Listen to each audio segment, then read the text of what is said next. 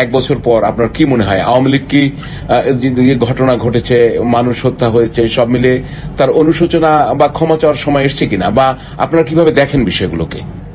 তো গত এক বছর ধরে তারা যত হত্যাকাণ্ড করেছে তার জন্য তারা অনুশোচনা করে বা ক্ষমা চাচ্ছে, নাম্বার ওয়ান। নাম্বার টু, যত হত্যাকাণ্ড হয়েছে আমরা তো সকল হত্যাকাণ্ডের বিচারের কথা বলেছি। আমরা এখানে একটা ইন্ডিপেন্ডেন্ট জুডিশিয়াল কমিশন গঠন করেছিলাম।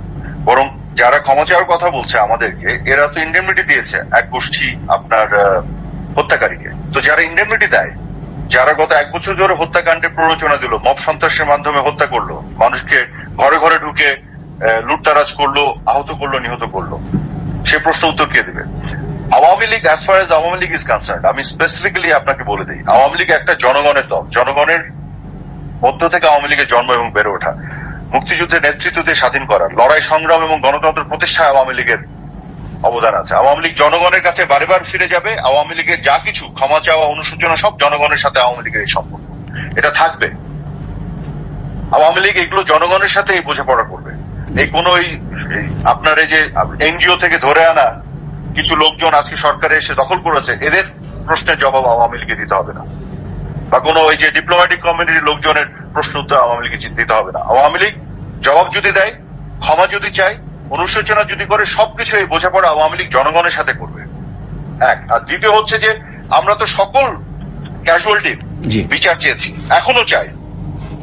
আমরা 2024 সালের 16ই জুলাই থেকে শুরু করে 5ই আগস্ট পর্যন্ত এবং তারপরে পরবর্তীতেও এখন পর্যন্ত যতগুলি ক্যাজুয়ালিটি হয়েছে, আহত নিহত হয়েছে, প্রতিটি পরিবার আমরা মনে করি বিচার পাওয়ার দাবি রাখে এবং প্রত্যেকটা পরিবারকে সেই ন্যায্য ইনভেস্টিগেশন, তদন্ত সাপেক্ষে বিচার দিতে হবে, সেটা আমরা বিশ্বাস করে মনে করি এবং সেভাবে আমরা এগুচ্ছিলাম। কিন্তু এরা কি করছে? এরা কি বিচার দিচ্ছে? এরা কি বিচার করছে? এরা তো মিথ্যা মামলা দিয়ে রাজনৈতিক প্রতিপক্ষকে ঘায়াল করার জন্য হাজার হাজার লক্ষ লক্ষ মানুষকে মিথ্যা মামলা দিয়ে জেলে ঢুকাচ্ছে। শুধু আওয়ামী লীগের নেতা কর্মীকে যদি মিথ্যা মামলা দিয়ে জেলে ঢুকাতো তাও বুঝতাম, সেটাও তো না।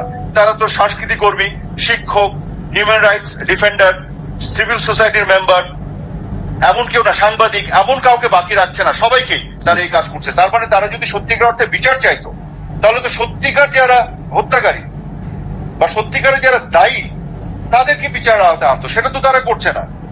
না, তারা তো বিচার করছে, তারা তো মানবাধিকার আন্তর্জাতিক মানবাধিকার আদালত যেটা সেটা করেছে, সেখানে শেখ হাসিনা তো আসামি, আরো অনেক আওয়ামী লীগ নেতারা আসামি, তারা তো সেই বিচার করছে। সেটা এই এক্স্যাক্টলি সেটা উদাহরণ আপনাকে দেই। এই যে আপনি বলছেন মানবতা বিরোধী অপরাধের বিচার করছে কারা? এই যে ইন্টারন্যাশনাল ক্রাইম ট্রাইব্যুনাল না, এই যে তাজুল যে চিফ প্রসিকিউটর, বিচার যে কি করেছে নজির আপনারা দেখেছেন না?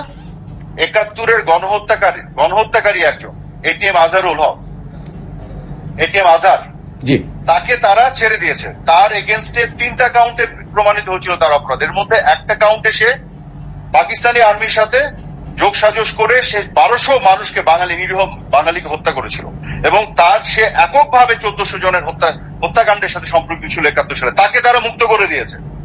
এটা হচ্ছে তাদের বিচারের নমুনা। একজন রাজাকার এবং যুদ্ধাপরের ডিফেন্ডার চিফ প্রসিকিউটর, কি বিচার হচ্ছে এটা প্রশ্ন করার আগে আপনি তো উত্তর জানেন, তাই না? জি। এখন আরেকটা প্রশ্ন, যে আপনি বলছেন যে ষড়যন্ত্র, কিন্তু আমরা স্পষ্টতই তো একটি সরকারের পতন হয়েছে, শেখ হাসিনা তো দেশ ছেড়ে চলে গেছেন, আপনারা তো দেশে নাই, তো জনগণ আপনাদের পক্ষে তাহলে দাঁড়ায়নি কেন? মানে আপনাদের তো যদি জনভিত্তি থাকতো তারা তো দাঁড়াতো, তাহলে এই ষড়যন্ত্র কিভাবে সফল হয়? সেটারই উত্তর আপনারা কিছুদিন পরে পাবেন ইনশাল্লাহ।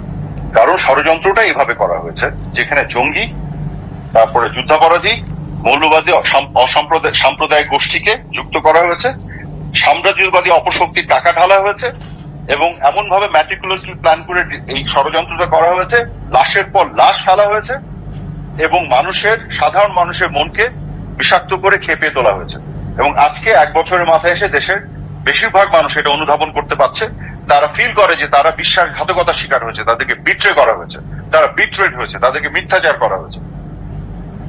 যে কারণে পৃথিবীতে, শোনেন, আওয়ামী লীগ যদি স্বৈরাচার হতো, ফ্যাসিস্ট হতো, আওয়ামী লীগ তাহলে তার সেই ইনস্টিটিউশন দিয়ে তৈরি করতো ওরকম ফ্যাসিস্ট ইনস্টিটিউশন, মানুষকে হত্যা করে ক্ষমতা থেকে যেত। যেহেতু আওয়ামী লীগ একটা গণতান্ত্রিক দল, আওয়ামী লীগ এখানে ফার্দার কোন ধরনের ক্যাজুয়ালিটি হোক, হতাহতের সংখ্যা বাড়ুক, এগুলো আওয়ামী লীগ চায় না। আওয়ামী লীগ ছেড়ে দিয়েছে। হত্যার ঘটনা তো ঘটেছে। যারা, হ্যাঁ, ঘটিয়েছে তো তারা, এই ম্যাটিকুলাসলি প্ল্যান করে যারা ডিজাইন করেছে।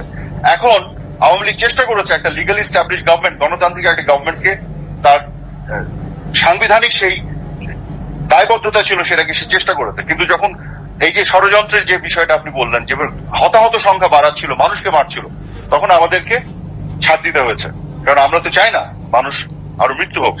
আপনি জানেন যে মাননীয় প্রধানমন্ত্রী শেখ হাসিনা কিন্তু আওয়ামী লীগের প্রচুর নেতা কর্মী কিন্তু রাস্তায় নামতে পারতো, কিন্তু উনি এটা করতে দেননি, বিকজ আরো হতাহতের সংখ্যা বাড়ত। কারণ ষড়যন্ত্রকারীরা তো শুধু লাশ চাচ্ছিল, আরো রক্ত ঝরা